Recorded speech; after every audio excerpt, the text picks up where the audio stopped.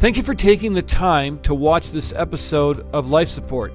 If you enjoy the content, we would ask that you like it, hit subscribe, and share it with your friends.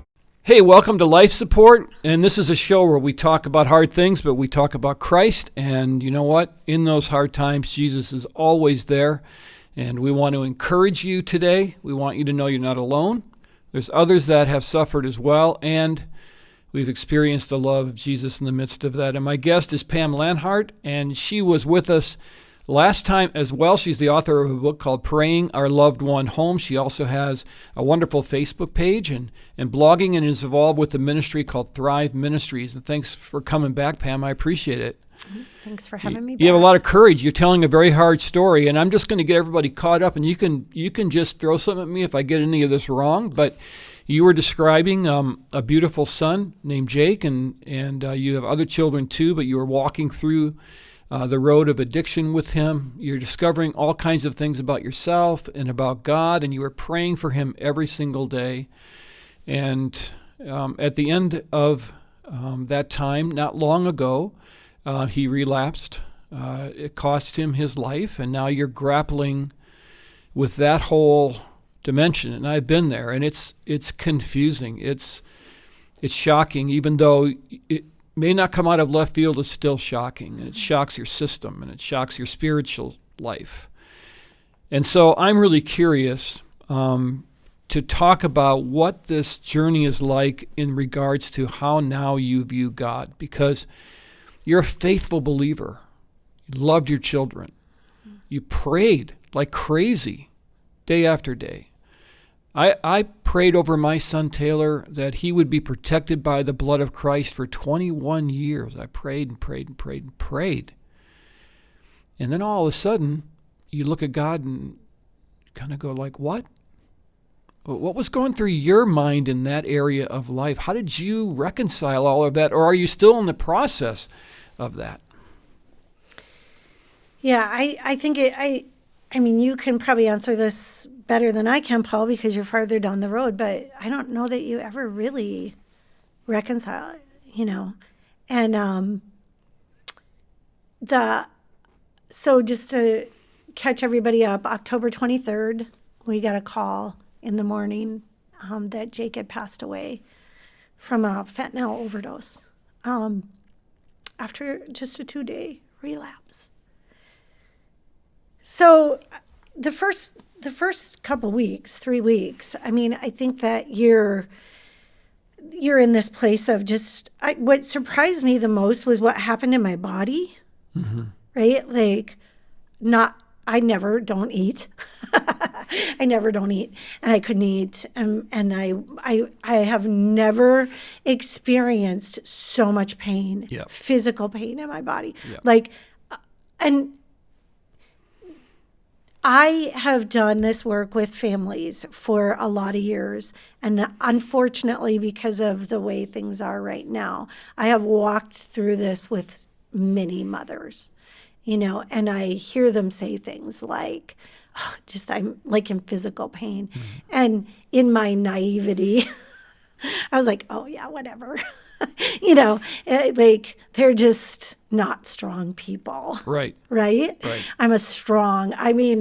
grew up, on a farm, and I have this strong continence, and I have I'm a warrior, right? Like that's the way I would describe myself. I'm in the darkest places with the darkest situations with people that are in the darkest times of their life. And they're asking me where God is, in all of that. And I had all the answers, Sure. And I could easily minimize their pain. And that's one of the reasons why I do the writing that I do on my Facebook page, is because I want to let people know who have never experienced this really in a very honest way what it's like. Good. And the first thing was physically so painful. Mm-hmm. Like I felt like my heart was ripping out of my chest. And there are times when I still feel that way. Because in a sense, it really was. Yeah, it was. I mean, Yeah. you want to throw up. You can't. Yeah. I mean, at first, the first day was just numbness, and you're like, "What do we do? He's at a coroner's office. How do I Yeah. call them?" Like, and we're in Minnesota, and he's in Colorado, so it kind of complicated things. And of course, he's got this girlfriend that found him, and so that's just a compounding, piece of this, and trying to navigate her heart and her spirit. And so, the first month was just like this undescribable physical pain. And we had the service about 2 weeks afterwards. And even in that, I talked to the pastor, and we had we had the pastor who we sat in front of 4 years before that and asked that question about loving him well. And I said, I do not want this to be so evangelical that we minimize what Jesus can do, right? I want Jesus to be represented, but how I want it to go is that Jesus can meet us in our greatest brokenness, in our deepest pain, in the moments where we feel so wrong, but Jesus makes everything so right. What you just said was, you don't even know you said this, but it was so profound when you said, I don't want it to be so evangelical that we miss Jesus. Yeah. Now it's going to shake up some of the people listening right now, because evangelicalism is not the same thing as walking with Jesus. Now, there are certainly crossovers, and that's how we identify ourselves, but that's a very interesting comment. Yeah. In other words, what you're saying is, I don't want to just breeze past this. Right. Let's stop. Let's take note. Let's find out what's going on here. And it's really important to do that. And, the Jesus I know is the Jesus that leaned in Yeah, that's to the right. most broken, not That's the most right. religious. There were times when I couldn't pray. In fact, I think I went about a year and I couldn't really pray. And people hear that and they kind of like gasp. But, I didn't need to, because Jesus was the one who came to me. I didn't have to go looking for him. Right. And that's a pretty amazing feeling. And when you're so broken like that and you can't do anything, there's a depth of intimacy that comes with God that I had never experienced before, and never will again, probably. And I love what you just said, that we don't have to pray. The Bible says he hears the groanings of our heart, right? And we don't have to pretend to be all cleaned up and, that we get all this. And this is what I want to convey more than anything else. If anybody hears anything today, it's okay to not be okay. And I mean that not in a trite way, but you're right. Like I haven't hardly opened up my Bible. It's been 6 months almost. I can't open it up. I can't. I wrote a book that was filled with God's promises for my son. Right? Yep. I can't read them right now. Yep. Where is that promise? Joel 2:27, Ezekiel 37, Isaiah 44, Jeremiah 1. I can reel off every scripture that's ever been written that says anything about God is going to restore all the years of brokenness, right? Isaiah 61, I got them all memorized. Yeah. I get it, right? Yeah. And I can't even sink my heart into that right now, right? Because it feels so hard to understand. Now, what I want to say about that is I still know all of those promises are true. Yes. Right? This is one thing, and when I am vulnerable and open, and, people will it's really hard for me to have people feel so sorry for me, because I am suffering, yet I'm not, right? I think the greatest book I ever read was a book by Francis Chan called Heavenly Man. And he was suffering at the hands of the Chinese communists. And he was in prison and he was being beaten, within an inch of his life.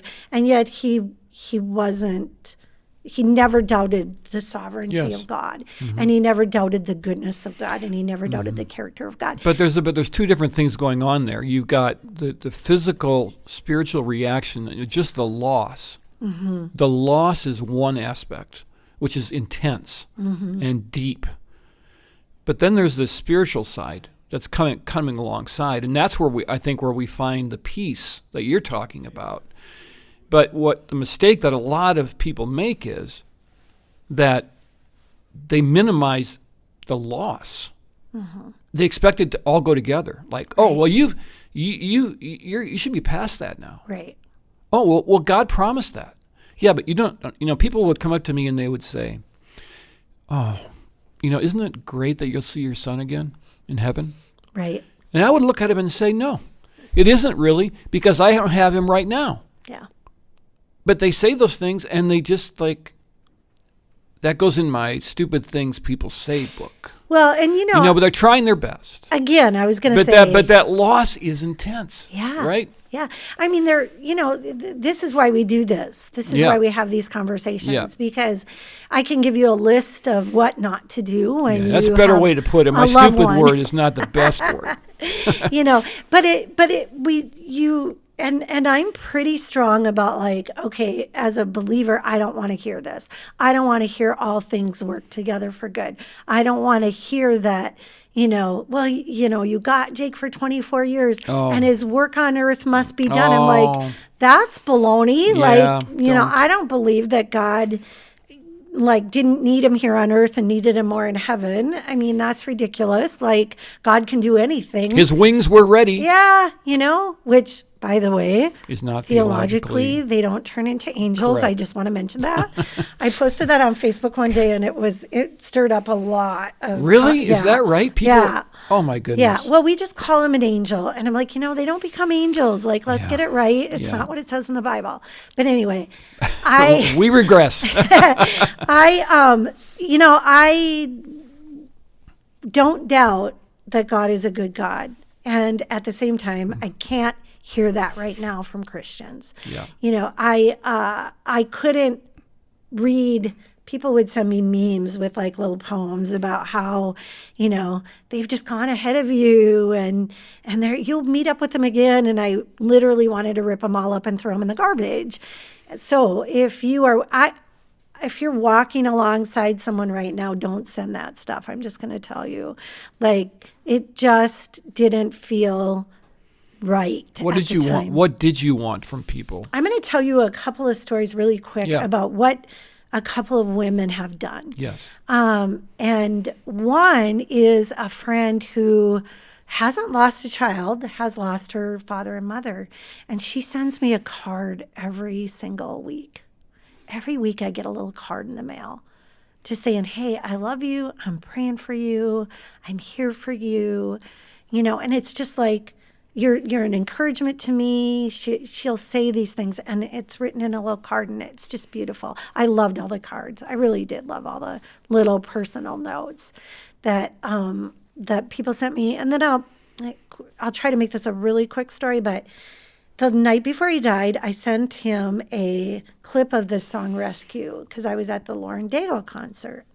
And so I'm at a movie theater with my girlfriend about a month ago, and there's this movie that came out called Redeeming Love, and it's the story of Hosea in the Bible.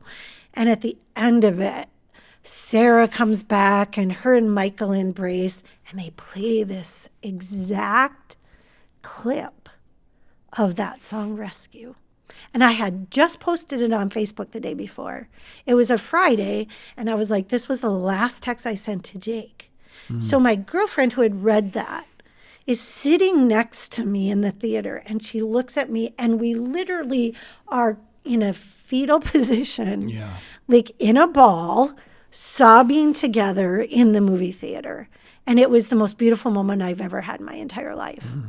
She just cried with me. Yeah. I mean, she knew Jake. She knew our journey. She's known me forever. And she just sat, and we sat there for, 10 or 15 minutes after the movie was over, and we ugly cried. Yeah. And it was beautiful. She didn't say a thing.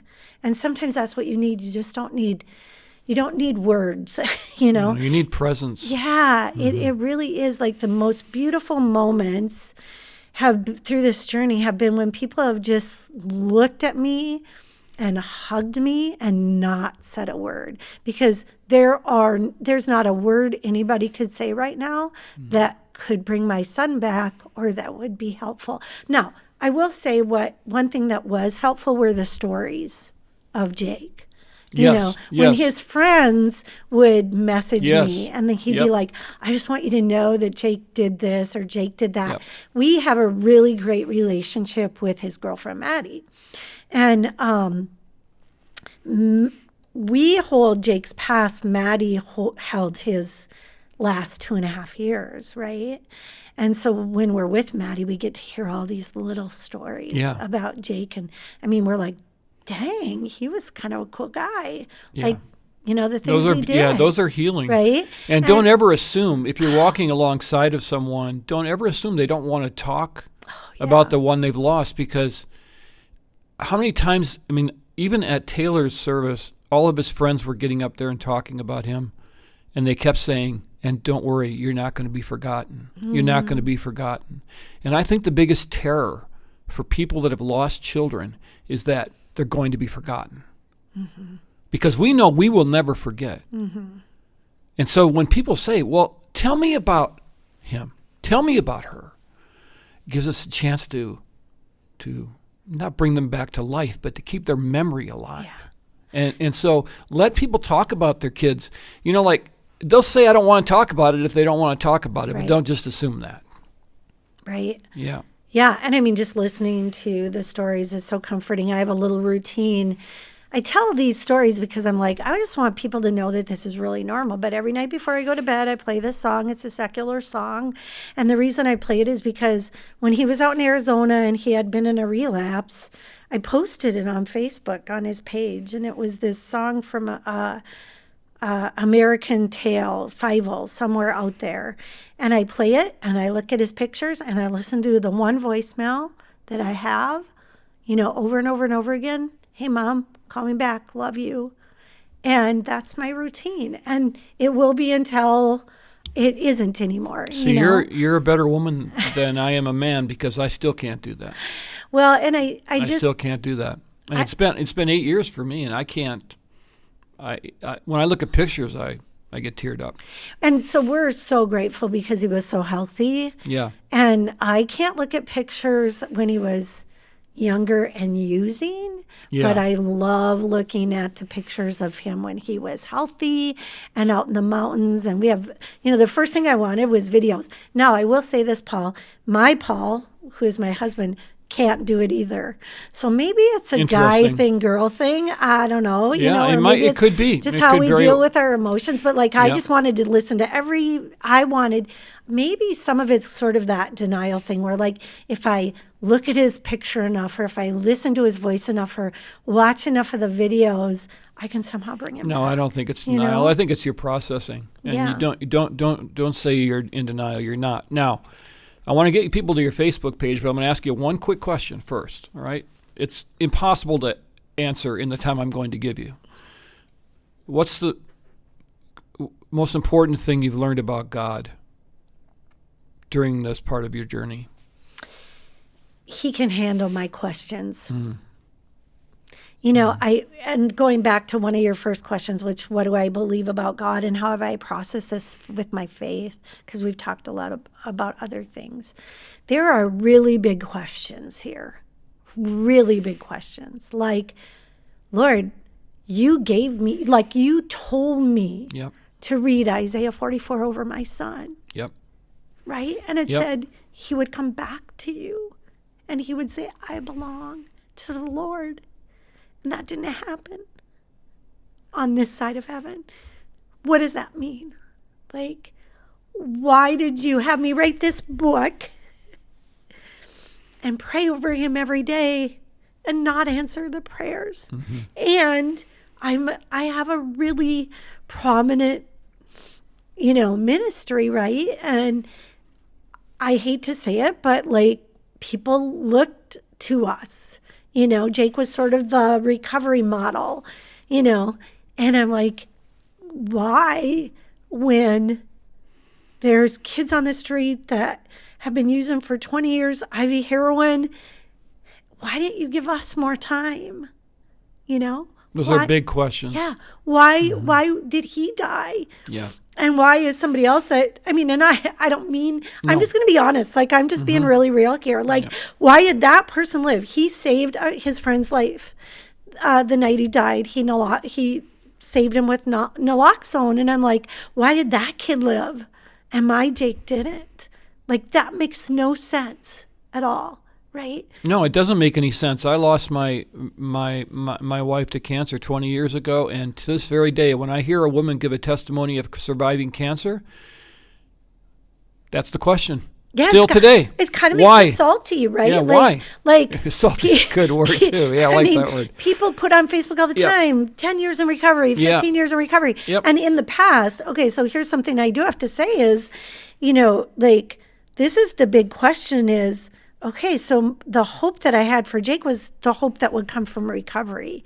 And where is the hope now? Like, and I say that not to disrespect God at all, because of course I know the answer. Yes. Of course I know the answer, right? The hope is always in eternity, and we don't grieve apart from that hope. But like, I'll sit there and go, now what do I hope in, God? He's dead. Yeah. What do you do? What do you do with that? And but when you read John 11 and Jesus shows up at the grave of Lazarus, and we know something big's going to happen, right? We've got the advantage of foresight. We know this is going to be huge. And Jesus should have come in there and gone like, this is going to be amazing, and you're going to love this. And he does say, I'm going to glorify myself. And then what does he do? He weeps. And all of these commentators are going like, why is he weeping? Is he weeping over sin? No, I think he's weeping because he's with friends that are weeping. And so he has the empathy to say, I'm going to cry with you. And so he's not minimizing your questions. He's seen people around him ask those very same questions. The disciples probably just annoyed him no end with their questions. And you have an incredible outlook on this. Now, I got to get you to your Facebook page because we want people to go there because you're a really good writer. So tell me how you get to your Facebook page. So you can just, I don't have a public page. I mean, my page is public, but it's not like a public page with followers. So you can, if you want a friend request me, I'm maxed out on my friends, but you can just, it will automatically allow you to follow me. You can always private message me. I check my messages on Facebook. So if anybody, wants to just reach out, maybe they have a loved one that is struggling with substance use or addiction, they can feel free to reach out to me. I'm always available. It's like my full-time job. Good for you. To help and the book families. is Praying Our Loved One Home. Yeah. Yeah. And I do believe I prayed Jake home. Yeah. Right? Yeah. Not in the way that I wanted to, not in the way that I pictured it, but I do believe that he was ushered into the presence of Jesus that night. And that's really the only thing that makes this bearable at the end of the day. Yeah. But it's true. And so I'm really sorry for your loss. And I really appreciate you being so open and honest. And this is going to help a lot of people. And your story is going to help a lot of people. So thank you for telling it. Of course.